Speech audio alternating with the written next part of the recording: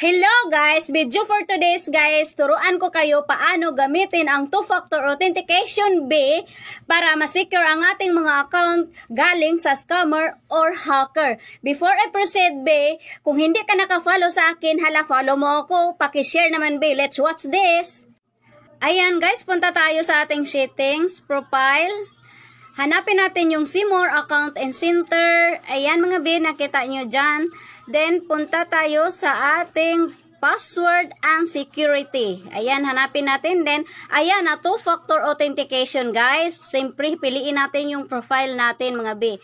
Enter your password, mga B. Ayan. Hintay-hintay muna tayo, guys. Example, kung anong password nyo, enter nyo dyan. Then, next. Next tayo, guys. Ayan. Hintay mo na, mga B. Okay, enter your mobile number, B. Okay, ayan. Pag enter nyo mobile number, makareceive kayo ng code. Enter your code. Dyan.